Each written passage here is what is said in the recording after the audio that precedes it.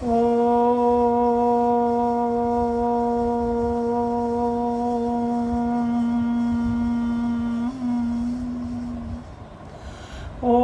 धन्वंतरे नमः। बंधुओं, आज हम ऋतु फल आम के विषय में बात करेंगे। आम को अमृत फल भी कहा जाता है और इस ऋतु में पर्याप्त मात्रा में आम उपलब्ध भी है, स्वादिष्ट भी होता है, सबको खाने में अच्छा भी लगता है। इसलिए मैंने सोचा कि आज के इस वीडियो में आम विषय पर चर्चा की जाए।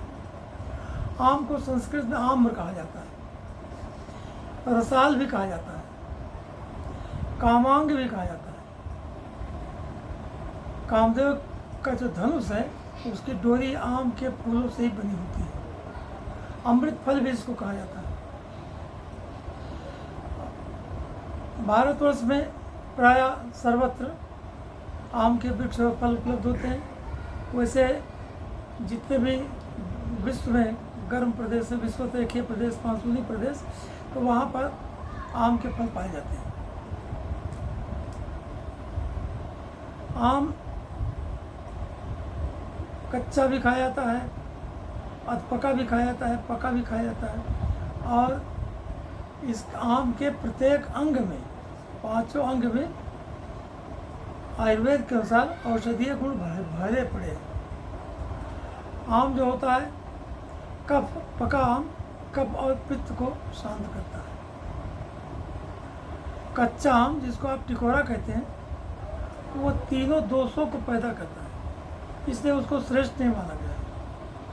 पका आम या आम बड़ा, जिसमें जाली और गुठली तक मजबूत पड़ गई है, उसको विभिन्न रूप में प्रयोग करके हम लाभ ले सकते हैं।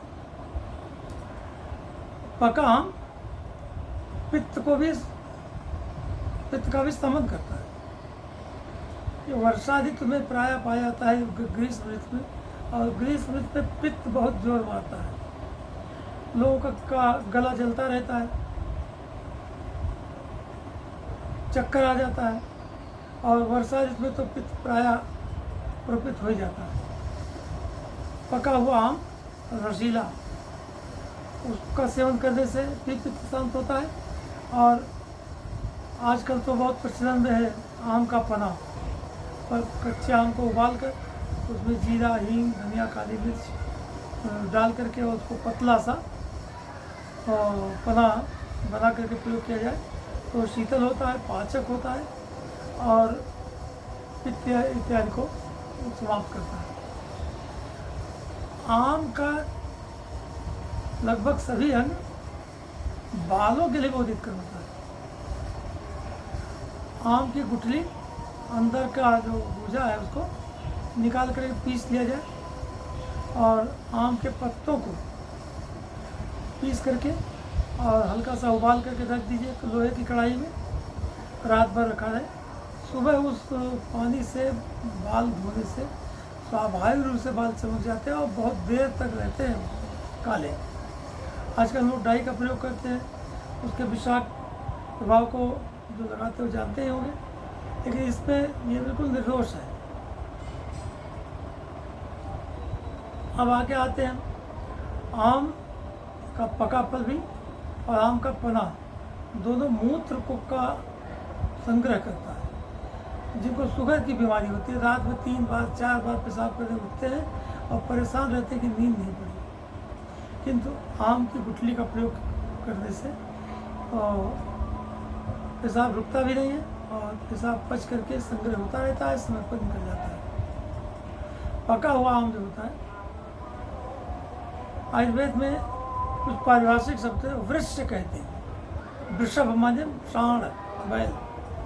तो आम का जो पका फल ठीक से समय पर सेवन किया जाए तो काम शक्ति को बहुत बढ़ाता है, कामुकता भी पैदा करता है। और जो पति पत्नी का जो संबंध होता है, उसमें आम के सेवन से उसमें स्थिरता रहती है और अच्छा रहता है। पका फल जो होता है पित्त को तो दूर करता ही है और स्वादिष्ट भी होता है। भोजन के साथ आम खाने पर भोजन में रुचि पैदा हो जाती है, कुछ और नहीं कर सकता है। अब आते हैं आम के फूल पर, जिसको हम लोग बौर कहते हैं। कहते हैं आम बौराएगा, तो कोई पागल हो जाता है, बिल्कुल एकदम से आपे में नहीं रह जाता है।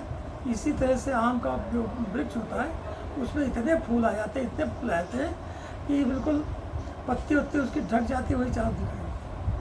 और आयुर्वेद के हिसाब से बहुत उपयोग है फूलों का।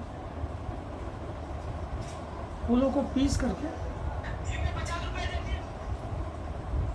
फूलों को पीस कर स्तन में उसका लेप करने से स्तन कठोर हो जाते हैं। यह एक बहुत आवश्यक है और बड़ी उपयोगी बात है। इसलिए और उसका चूर्ण बना करके और सेवन करने से शारीरिक और बल बढ़ता है, काम शक्ति भी बढ़ती है उससे। एक सबसे बड़ी बात है कि आम सुक्रल होता है, शुक्र की संख्या को बढ़ा देता है। संतान उत्पत्ति के लिए जितना आवश्यक शुक्र होता है, तभी तो संतान पैदा होती है। और डॉक्टर लोग बताते हैं एक निश्चित मात्रा के बाद यदि शुक्राणुओं की कमी हुई तो फिर गर्भ स्थापन नहीं हो पाता है। लेकिन आम के सेवन से शुक्र बढ़ जाते हैं, शुक्र होता है। कभी कभी गला बैठ जाता है, साफ आवाज़ नहीं आती, कई कारणों से होता है। लेकिन इसके आम के पत्ती को 5 पत्ती ले लिया जाए और उसको हल्का सा कूच करके और उसका काढ़ा बनाया जाए और उसको थोड़ी मात्रा में पिया भी जाए, 10-20 ग्राम की मात्रा में, और उसे गरारा किया जाए तो उसे कंठ खुल जाता है। कई बार शुगर का जो रोगी होता है उसको हिचकी आने लगती है, या और भी कई बीमारी होती है, कई बातें होती है तो हिचकी आने लगती है, और हिचकी बहुत खराब बीमारी होती है। तो आम जो है कि गुठली की मज्जा जो बीच में है, और उसको पानी में पका करके और थोड़ी मात्रा में जो सेवन किया जाए, 1 चम्मच 2 चम्मच, तो इसकी हिचकी भी रुक जाती है। तो गर्मी और वर्षा ये दोनों साथ होता है, और आम भी दोनों के साथ ही पैदा होता है। जितनी भी वनस्पतियाँ ईश्वर ने हमको प्रदान किया है, वो जितने रोग दिए उसी प्रकार के वनस्पतियाँ भी दिया है। तो आम जो है, जो संग्रहणी रोग होता है, संग्रहणी बड़ा खराब रोग होता है। आजकल तो सबको है, जिसको मोटे तौर पर कोलाइटिस कहते हैं। आम पेट में बनती है, पेट साफ नहीं होता है, 3 बार 4 बार लेटरिन जाना पड़ता है। इसके अलावा गैस बनती रहती है, बड़ी परेशानी होती है। लेकिन जो वर्तमान आधुनिक युग है उसको संग्रहणी नहीं कहते हैं, और आधुनिक चिकित्सा जगत जो है कोलाइटिस इत्यादि कहता है। उसके लिए आम की गुठली बहुत अच्छा काम करती है। 10 ग्राम आम की गुठली को पीस लिया जाए और छाछ के साथ। एक बात और बताना चाहते हैं, दही, मट्ठा, छाछ, तक्र, ये सब अलग अलग चीज़ें, हाँ एक ही चीज़। ये दूध को उबाल करके उसको जमा दिया जाए तो दही बन जाता है, उतना ही उसमें पानी मिला दिया है तो मट्ठा बन जाता है, और उसको मत करके घी निकाल लिया जाए, मक्खन निकाल लिया जाए तो वो छाछ हो जाता है, उसमें और पानी मिला जाए तो तक्र हो जाता है, अमृतम तक्रम। तो इसलिए आम की गुठली को मट्ठे के साथ पीने से संग्रहणी नामक बीमारी भी ठीक होती है।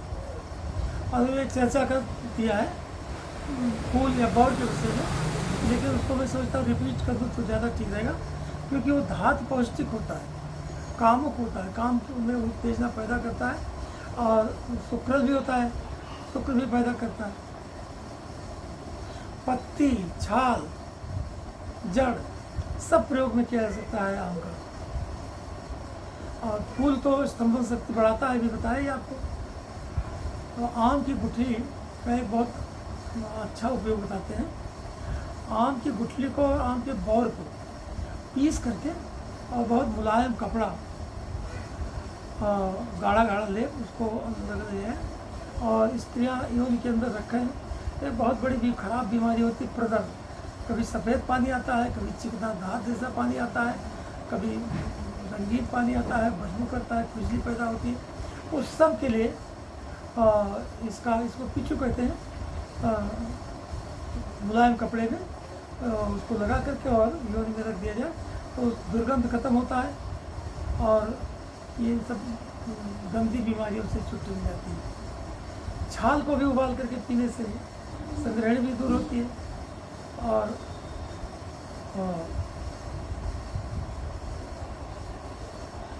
प्रमेह में भी फल पैदा करता है। आम जो आजकल प्रमेह बहुत चारों तरफ फैला हुआ रोग है और प्रमेह का बिगड़ा हुआ रूप मधुमेह कहते हैं। मधुमेह में वात भी प्रकोपित होता है और कफ भी प्रकोपित होता है और इसी को कहते हैं कि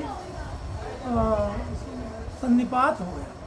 सन्निपात का मतलब ऐसा है कि कफ दूर करने के लिए गर्म चीज़ें दीजिए तो पित्त नाराज हो जाएगा, पित्त के लिए ठंडी चीज़ें दीजिए तो कफ बिगड़ जाएगा। इसीलिए मधुमेह लगभग असाध्य रोग माना जाता है कि डॉक्टर कहते हैं जीवन भर दवा खाते रहिए। लेकिन अगर इसका प्रयोग किया जाए आम की गुठली का तो असातीत सफलता मिलती है। अंत में एक बात बता करके और आवश्यक बात है और वीडियो को रोकेंगे। आम जो बहुत स्वादिष्ट होता है, सब लोग खाने की इच्छा होती है, लेकिन डॉक्टर बता देते हैं कि शुगर है, शुगर में आम ना खाओ। मन मार करके रहना पड़ता है शुगर वालों को, आम कैसे ना खाए।